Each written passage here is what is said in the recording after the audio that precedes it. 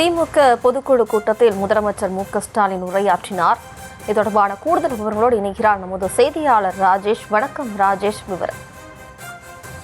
வணக்கம். திமுக பொதுக்குழு கூட்டம் மதுரையில் நடைபெற்று வருகிறது. அந்த பொதுக்குழு கூட்டத்தில் கட்சியினுடைய தலைவர் முதலமைச்சர் மு.க.ஸ்டாலின் அவர்கள் உரையாற்றினார். அந்த உரையிலே பல்வேறு முக்கியமான விஷயங்களை அவர் பேசி வருகின்றார். குறிப்பாக அந்த காலத்தில் எந்த ஊருக்கு நான் சென்றாலும் நம்முடைய திமுக கொடி இருக்கிறதா என்று என் கண்கள் தேடும். தமிழ்நாட்டில் அத்தனை ஊரிலும் அத்தனை நகரத்திலும் அதிக கொடிகளை ஏற்றிய கை இந்த ஸ்டாலினின் கை என்று அவர் பேசியிருக்கிறார். பகுத்தறிவு பகலவன் தந்தை பெரியார், அறிவுலக ஆசான் பேரறிஞர் அண்ணா, அதே போல கலைஞர் கருணாநிதி உள்ளிட்ட திமுகவினுடைய கருப்பு சிவப்பு கொடியை, உதயசூரியன் சின்னத்தை தொடர்ச்சியாக நாங்கள் கொண்டு சென்றோம். அண்ணா அறிவாலயம் இவைதான் நம்முடைய உயிர் என்றும் அவர் பேசியிருக்கிறார். தடம் மாறாத கொள்கை கூட்டமாக திமுக திகழ்ந்து வருகிறது என்றும் திமுக தலைவர் முதலமைச்சர் மு.க.ஸ்டாலின் பேசியிருக்கின்றார். 7வது முறையாக வாகை சூட வேண்டும் எனவும் அவர் பேசியிருக்கின்றார். 7வது முறையாக திமுக ஆட்சி அமைத்து திமுகவினுடைய கூட்டணி வரலாறு காணாத வெற்றியை பெற வேண்டும் என்றும் அவர் பேசியிருக்கிறார்.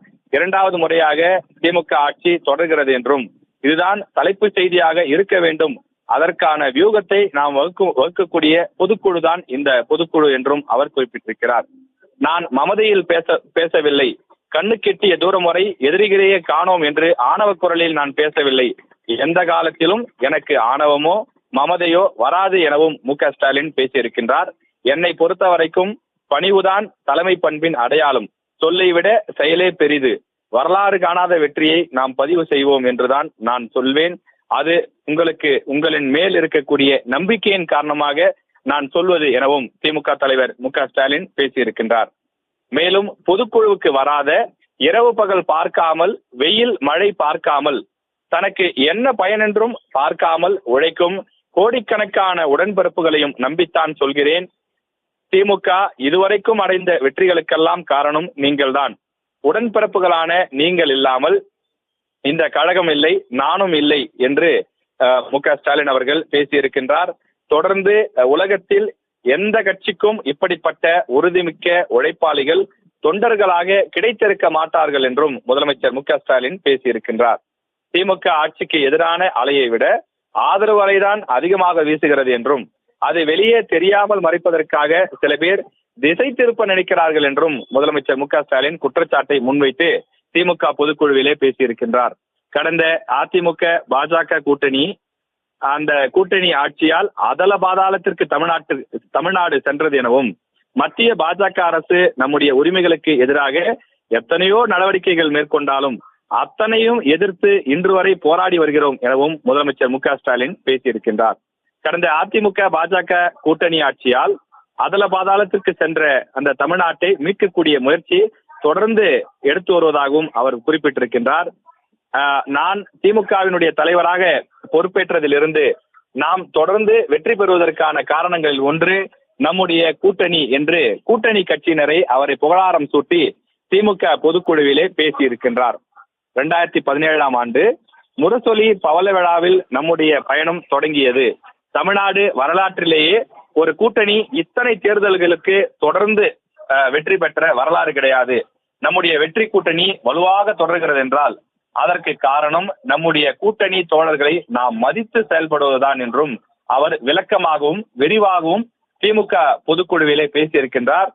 திமுக பொதுக்குழுவில் திமுகவினுடைய அந்த வெற்றிக்கு காரணம் திமுகவினர் மட்டும் கிடையாது, திமுகவினுடைய கூட்டணியினரும் மிக மிக முக்கியம் என அவர்களை அங்கீகரிக்கக்கூடிய வகையிலே அவர்களுக்கு மதிப்பளித்து பல்வேறு விஷயங்களை அவர் பேசியிருக்கின்றார்.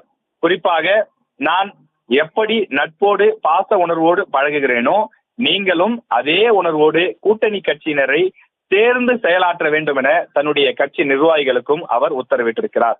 என்னை போல கூட்டணி தோழர்களுடன் நட்புடன் மற்ற திமுக நிர்வாகிகளும் பழக வேண்டும் எனவும் திமுக தலைவர் மு.க.ஸ்டாலின் குறிப்பிட்டிருக்கிறார்.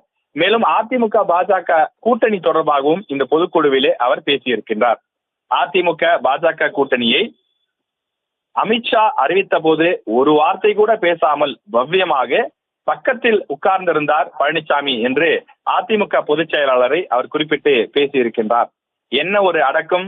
சசிகலா இவரை முதலமைச்சராக அறிவித்த போது எப்படியெல்லாம் ஆக்ஷன் செய்தாரோ அதே மாதிரியான நடிப்பு எனவும் அவர் விமர்சனம் செய்திருக்கிறார். என்ன காலில் மட்டும்தான் விழவில்லை, அது தனியாக செய்தார்களா என்று நமக்கு தெரியவில்லை என்றும் அவர் மிக கடுமையாக அதிமுகவை சாடியிருக்கின்றார்.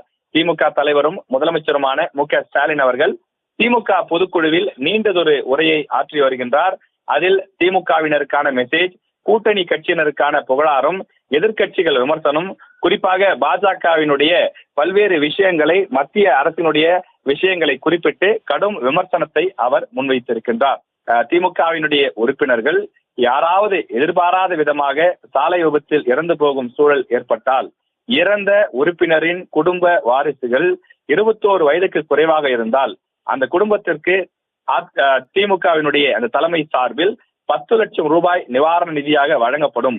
அந்த பிள்ளைகளின் படிப்பு, குடும்ப சூழலுக்கு இந்த நிதி உதவும் என்றும் ஒரு முக்கியமான அறிவிப்பை அவர் தற்போது வெளியிட்டிருக்கின்றார். மிக மிக ஒரு முக்கியமான அறிவிப்பாக பார்க்கப்படுகின்றது. திமுகவினுடைய கழக நிர்வாகிகளுடைய குடும்பத்தினரை அக்கறை கொண்டு இந்த ஒரு அறிவிப்பு வெளியிட்டிருப்பதாக திமுகவினர் பலரும் இந்த அறிவிப்புக்கு பாராட்டுக்களையும் தெரிவித்து வருகிறார்கள். தொண்டர்களின் நம்பிக்கைதான் நம்முடைய பலம் என்று திமுகவை பற்றி அவர் பல விஷயங்களை புகழ்ந்து பேசியிருக்கின்றார். குறிப்பாக நானும் என் குடும்பமும் திமுகவிற்காகத்தான் இருக்கின்றோம், கழகம் எனக்கும் என் குடும்பத்திற்கும் பாதுகாப்பாக இருக்கின்றது என்ற எண்ணம் தான் இந்த இயக்கம் 75 ஆண்டுகளாக நிலைத்திருக்க அடிப்படை காரணம் என்றும் அவர் தொடர்ந்து குறிப்பிட்டு பேசியிருக்கின்றார். திமுகவில் இருப்பவர்கள் அனைவருமே ஒரே குடும்பம், நாங்கள் குடும்பமாக அரசியல் செய்கின்றோம் என்ற ரீதியிலே தொடர்ந்து கருத்துக்களை தெரிவித்து வரக்கூடிய நிலையில் திமுக என்ற கட்சி மக்களுக்கு மட்டுமில்லாமல் கழக நிர்வாகிகளுக்கு மட்டுமில்லாமல் திமுகவினுடைய அந்த கழகத்தில் இருக்கக்கூடிய நிர்வாகிகளுடைய குடும்பத்தினருக்கும் உதவியாக இருக்கும், பாதுகாப்பாக இருக்கும் என்று திமுக தலைவரும் முதலமைச்சருமான மு.க.ஸ்டாலின் பேசியிருக்கின்றார். இளைஞர்களுக்கு வாய்ப்பு கொடுங்கள், எந்த அளவுக்கு இளைஞர்களுக்கு இடம் கொடுக்கிறீர்களோ அந்த அளவுக்கு கழகத்தில் புது ரத்தம் பாயும், செயல்பாடுகள் வேகமாகும், வெற்றி உறுதி செய்யப்படும் எனவும் திமுக தலைவர் முதலமைச்சர் மு.க.ஸ்டாலின் பேசியிருக்கின்றார்.